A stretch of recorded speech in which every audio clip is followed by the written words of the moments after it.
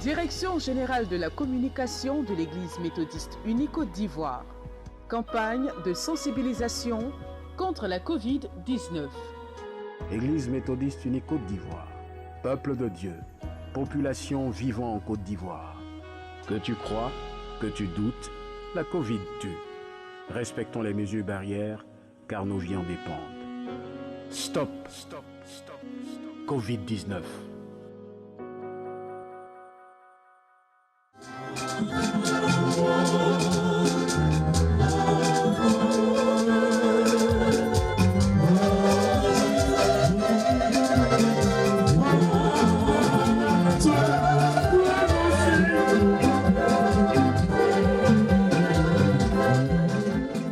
Jour de gloire, jour d'allégresse, que fut la journée du samedi 4 décembre 2021 pour les habitants du village de Soukouébi, dans le district de Sikensi. C'est à cette date que la révérende pasteur Anne Pélagé Yao Omon, première pasteur du village, a été reçue pour son culte d'action de grâce. Le bishop Benjamin Boni, président de la conférence annuelle de l'Église méthodiste unie Côte d'Ivoire, était représenté à ce culte d'action de grâce par le très révérend pasteur Fulgence Kofi, inspecteur général de l'Église. Dans son message, extrait du psaume 115, versets 1 à 11, la révérende pasteur Anne Pélagé Yao Omon a prêché sur le thème « La gloire est à toi, ô Éternel, et non pas à nous ». La révérende a invité le peuple de Dieu, présent à ce culte d'action de grâce, à toujours rendre gloire à Dieu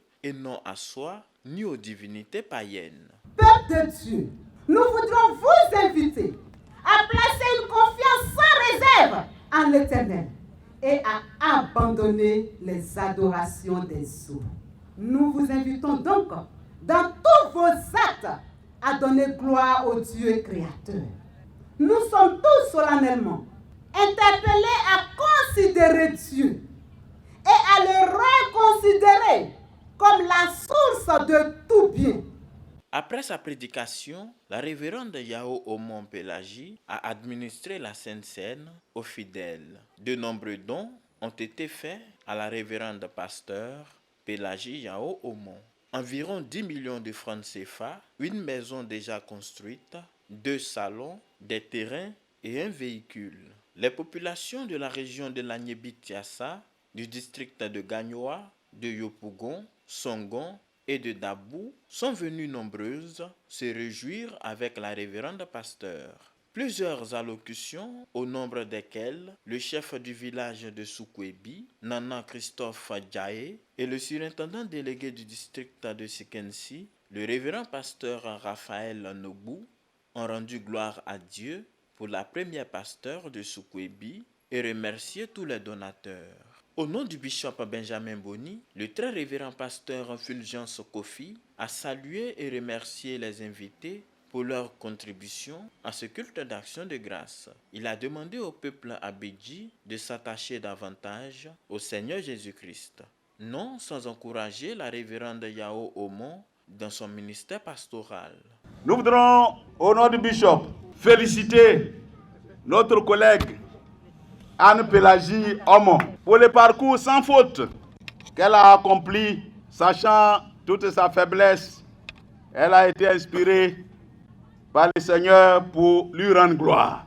Tout l'honneur et toute la gloire à notre Dieu qu'il a tiré de là où elle était pour faire d'elle une ouvrière du Seigneur. La révérende Anne Pélagé Yao Omon, consacrée depuis le 21 mars 2021, est actuellement en poste à l'église méthodiste unie de Songon-Atié, dans le district de Songon.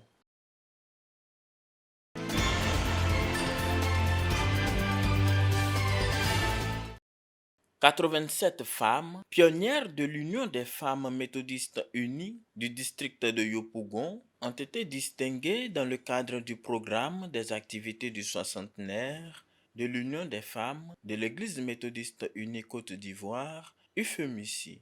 Cette distinction a eu lieu le samedi 4 décembre 2021 à l'Église méthodiste unie Péniel de Yopougon lors d'un culte. Culte officié par la révérende pasteur Marlise Kofi, aumônière de l'Union des femmes de l'Église méthodiste unie Côte d'Ivoire. Dans son message, la révérende Marlise Kofi a invité toutes les femmes à être des modèles, des femmes de qualité, en bannissant de leurs propos les calomnies et les médisances. La femme doit avoir l'extérieur qui convient à la sainteté. Modèle dans sa manière de s'habiller. Nous devons faire la différence en étant exemplaires dans nos paroles. Veillons sur notre langue, maîtrisons les paroles que nous prononçons. Nos paroles doivent édifier et non démolir. Dans son intervention, la présidente de l'Union des femmes de l'Église méthodiste unie Côte d'Ivoire, Marceline Beda, a saisi l'occasion de cette rencontre pour inviter les femmes de l'Église à adhérer massivement à l'Union. C'est la fête de tout le monde. Et je dis, toute femme de l'Église méthodiste unie Côte d'Ivoire est membre de l'UFE. Il faut servir le Seigneur en tant que femme. Même si vous avez d'autres responsabilités, Dieu aime cela et il vous bénira. Faites tout pour intégrer l'union des femmes, car il est avantageux de servir le Seigneur au sein de l'union des femmes de l'Église. Les femmes pionnières du district ont été décorées pour leur contribution à l'œuvre du Seigneur dans le district. La présidente de l'Union des femmes méthodistes unies du district de Yopougon, Monique Nfalassié, a donc remercié la présidente Marceline Beda et sa délégation pour cette célébration du soixantenaire dans le district de Yopougon. Le bureau national a fait le premier pas en décorant les pionnières au niveau national. Nous avons choisi aujourd'hui pour nous aussi, à notre sein, décorer nos mamans qui ont travaillé avant nous.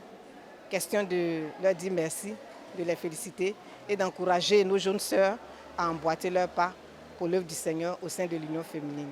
Le district de Yopougon est le 7e district à avoir distingué ses pionnières dans le cadre du soixantenaire de l'Union des femmes de l'Église méthodiste unie Côte d'Ivoire. La présidente Marceline Beda entend parcourir l'ensemble des districts de l'Église pour honorer les femmes pionnières de l'Église méthodiste unie Côte d'Ivoire.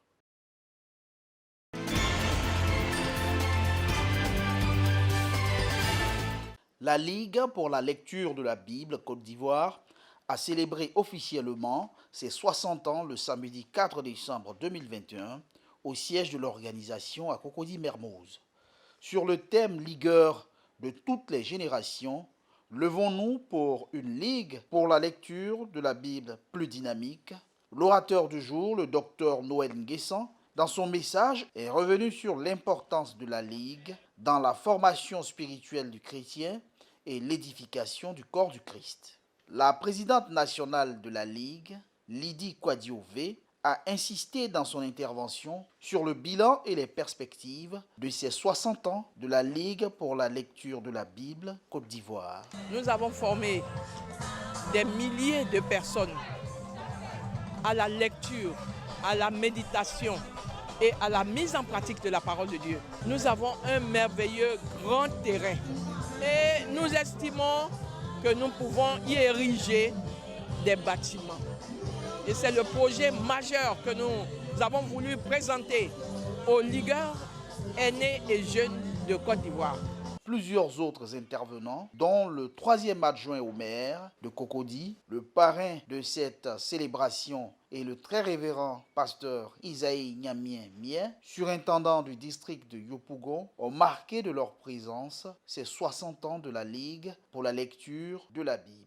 J'ai accepté de venir parrainer cette cérémonie de 60 ans de la Ligue pour la lecture de la Bible par reconnaissance à mon Dieu. En 1980, j'étais en train pratiquement, de mourir et Dieu a envoyé ses serviteurs vers moi qui m'ont prêché l'évangile. Ils ont prié pour moi et mon état de santé s'est complètement amélioré. J'ai été ligueur quand nous étions dans les champs de mission à l'école, on méditait là-dessus et ça nous fortifiait l'âme, ça nous permettait de nous enraciner dans la parole de Dieu quotidiennement. Vraiment, je bénis le Seigneur. Que Dieu bénisse la Ligue, que Dieu bénisse son centenaire. La Ligue pour la lecture de la Bible, Côte d'Ivoire, compte à ce jour 60 000 lecteurs. Cette célébration était surtout une occasion pour la Ligue de mobiliser ses membres pour leur implication en vue de relever les défis et redynamiser la Ligue pour la lecture de la Bible, Côte d'Ivoire.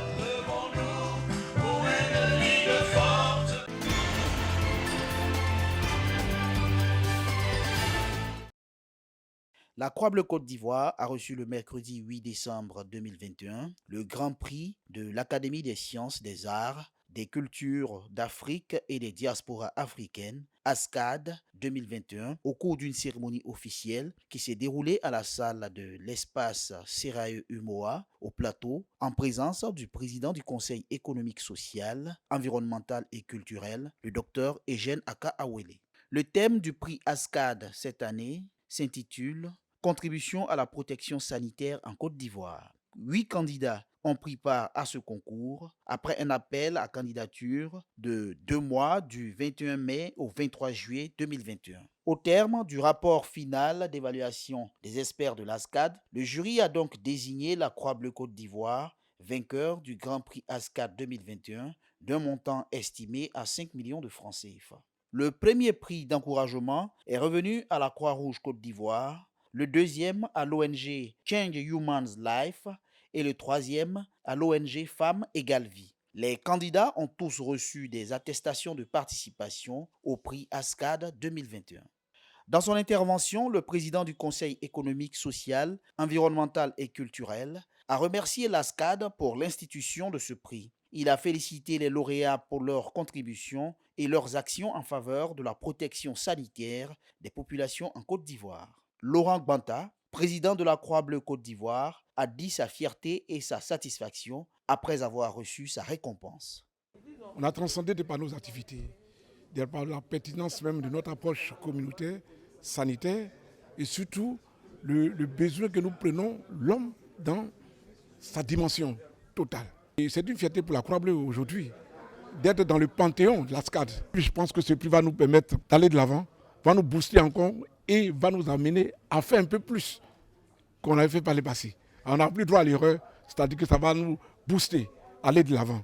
Le président de l'ASCAD, Owo Asepo Antoine, revient sur les objectifs et l'importance de ce prix ASCAD.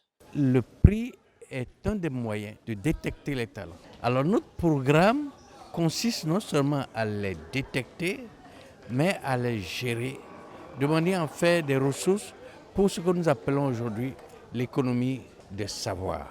Tout ceci dans le cadre du développement, parce que ce sont ces talents-là qui sont les meneurs de jeu pour faire le bonheur de notre peuple. La Croix-Bleue Côte d'Ivoire est présente en Côte d'Ivoire depuis 1930. Sa mission consiste à rechercher, mettre en œuvre, consolider et suivre les processus curatifs et préventifs face aux addictions, consommation d'alcool, de tabac et de drogue, ainsi que la réinsertion des victimes.